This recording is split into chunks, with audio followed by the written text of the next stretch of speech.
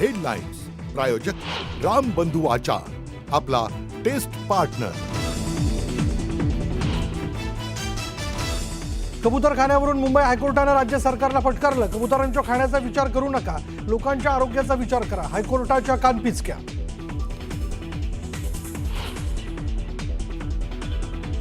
धनंजय मुंडे अजूनही सरकारी बंगल्यातच, मुंबईत घर नसल्यानं बंगला सोडला नसल्याचं स्पष्टीकरण। मात्र निवडणूक प्रतिज्ञापत्रात गिरगाव चौपाटीवरील घराचा उल्लेख असल्याचं समोर।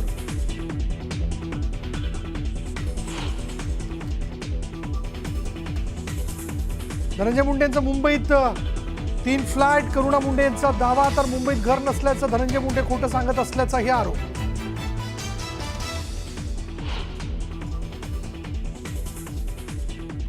पंधरा ऑगस्ट धार्मिक उत्सव नाही, हे काय नवीन थोटान काढलंय।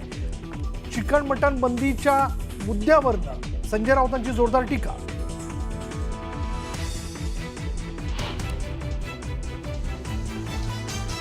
14 ऑगस्टला बीडीडी चाळ पुनर्विकास प्रकल्पावरून शिरेवादाची लढाई रंगण्याची शक्यता। सीएम शिंदे आणि आदित्य ठाकरे येणार एकाच मंचावर।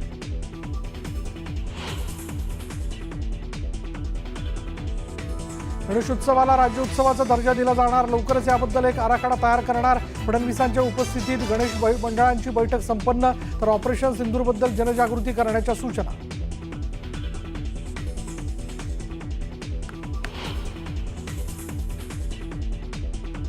मुंबई गोवा महामार्गावरील खड्डे जोपर्यंत बुजवत नाहीत तोपर्यंत मंडपासाठी खणलेल्या खड्ड्यासाठी दंड भरू नका। उद्धव ठाकरेंचं गणेश मंडळांना आवाहन, ठाकरेंचा सरकारला पुन्हा एकदा इशारा।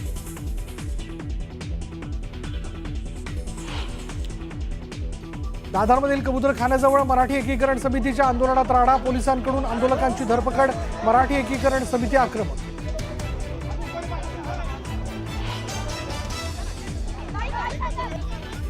नाशिकमधील नाफेडच्या कार्यालयाबाहेर काँग्रेसचं आंदोलन, बाळासाहेब थोरातांच्या नेतृत्वात जोरदार घोषणाबाजी, कांदा खरेदीतील गैरव्यवहारासंदर्भात कारवाईची मागणी।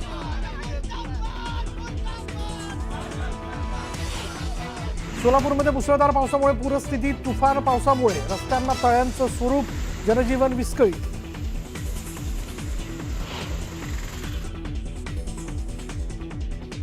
चिकन मटन बंदीचा निर्णय मागे घेतला नाही तर विरोधक एकत्र येत चिकन मटणाची पार्टी करणार, न्यूज 18 लोकमतला माहिती।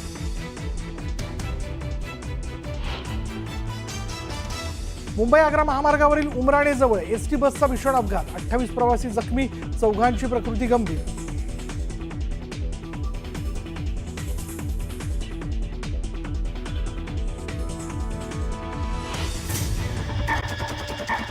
हे काम स्थगित पुढे ढकललेलं आहे। 4 आठवड्यांनी ही कामं पुन्हा न्यायालयापुढे येतील। दुसरा मुद्दा सुनावणी झाली, त्या सुनावणीमध्ये ना एका सर्वसामान्याला पडलेला जो प्रश्न आहे की कबुतरांना नेमकं काय सांगायचं, प्लीज सांगा ना सर। आता कबुतरांना कसं सांगायचं असतं हे त्यांच्याशी जो बोलू शकतो त्यांनाच कळू शकेल।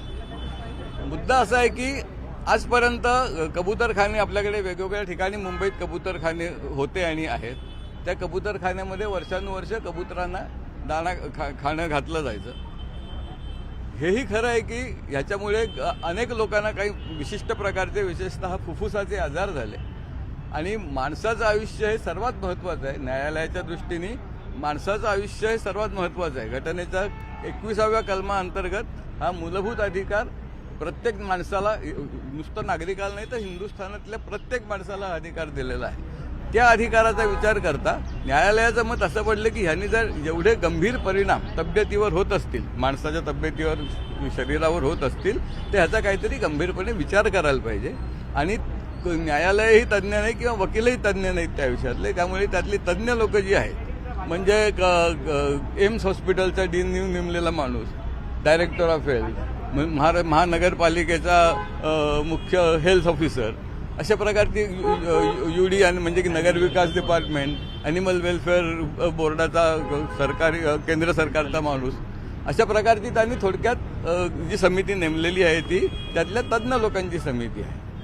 आता दुसरा जो विषय होता की गेल्या वेळेला न्यायालयाने असं म्हणलं की ज्यांना कबुतरांना दाणा पाणी घालायची इच्छा आहे त्यांनी महानगरपालिकेकडे अर्ज करावा आणि तो अर्ज केल्यावर महानगरपालिकेचे मुख्य कमिशनर जे आहेत, आयुक्त आहेत, ते ह्याविषयी निर्णय घेतील।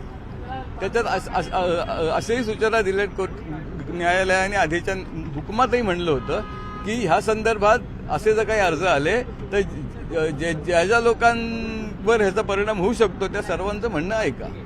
तर त्यामुळे अर्जदाराचं म्हणणं ऐकलं जाईल आणि ह्या संदर्भात ज्यांना ज्यांना काही म्हणणं मांडायचं आहे त्यांना संधी दिली जाईल. फक्त सर्वांना सुनावणीकरता बोलवता येईल का हे सांगता येत नाही, पण ते जे काही आयुक्तांपुढे मांडतील त्याचा विचार होऊन आयुक्त या संदर्भातला जो काही निर्णय असेल तो घेईल. की एक मिनिट परवानगी आयुक्त हे ठरवतील की परवानगी द्यायची का नाही, द्यायची असेल तर किती वेळा करता द्यायची. काही परवानगी दिली तर त्या संदर्भामध्ये त्यांच्यावर काय काय अटी लादायच्या.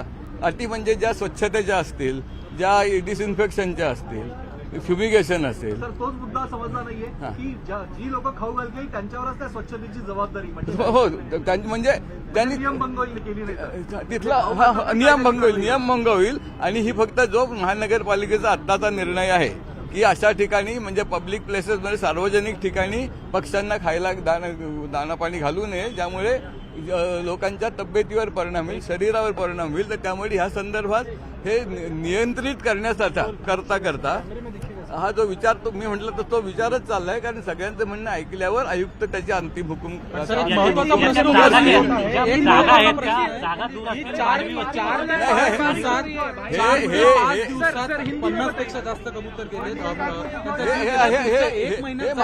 हे माहिती नाही, कोणालाच माहिती नाहीये. एक जण एक म्हणतो, दुसरा म्हणतो, तिसरा म्हणतो.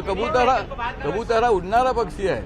उडणारा पक्षी एका ठिकाणी नाही मिळाला तर दुसऱ्या ठिकाणी जाऊन खाऊ शकतो. परंतु ह्याच्या काही थोडक्यात ह्याचा आतापर्यंत ठोस पुरावा काही नाही. एक महत्त्वाचं विचारावं वाटतं की मागच्या वेळेस बीएमसी जी आहे ती विरोध करत होती, कोणतेही विरोध कोणीच करत नव्हतं. विरोध सांगितलं आम्ही परवानगी देणार नाही.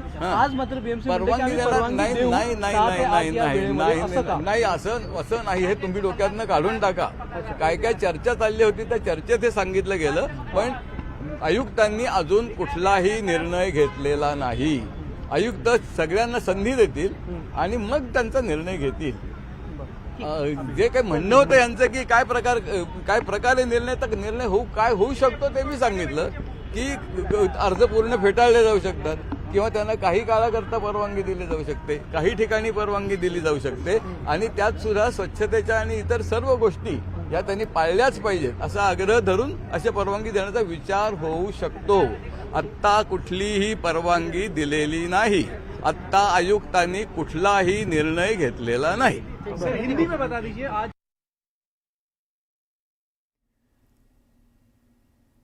तर 4 आठवड्यामध्ये समिती स्थापन करण्याचे निर्देश वो कोर्टाने दिलेले चर्चा आहेत. नहीं बताएंगे क्योंकि जो कोर्ट में मुंह से चर्चा होती है वो कभी लिखनी नहीं होती है. जो लिखित में आता है वही वर्तमान पत्रों में आना चाहिए. अभी न्यायालय का हुक्म ऐसा हुआ, अभी निर्देश ऐसा हुआ कि एक तज्ञ लोगों की समिति जिसका अपॉइंटमेंट हो एजुकेशन निकालेगी 20 तारीख को, उसका शासन निर्णय निकालेगी 20 तारीख तक. और वो शासन निर्णय के अनुसार जो समिति बनाई गई होने के बाद 1 महीने में इस बारे में निर्णय लेगी. और वो निर्णय जो लेगी वो न्यायालय के सामने रखा जाएगा और उसके बाद न्यायालय अपना हुक्म प्रदर्शित करेगी. और कौन लोग होंगे? समिति में लगभग 12 लोग हैं. अभी कौन लोग हैं अभी आप हुक्म मिलेगा आपको, उसके बाद आप बताइए. सामान्यतः इस विषय में जो तज्ञ लोग हैं, ऐसे लोग हैं विशेषतः यानी कि तबीयत के हिसाब से है, हेल्थ के हिसाब से है, पब्लिक हेल्थ का विषय महत्वपूर्ण है. तो इस हिसाब से बड़े बड़े तज्ञ उसमें माइक्रोबायोलॉजिस्ट है, इम्यूनोलॉजिस्ट है, dean of AIIMS will appoint somebody, public health officer वहाँ म्यूनसिपल कॉरपोरेशन, ऐसे इस प्रकार के लगभग 11-12 लोग हैं. लेकिन वो कोर्ट का हुक्म आएगा तब आपको पता चलेगा. बीएमसी के पास जो अर्जी आई है, एक अर्जी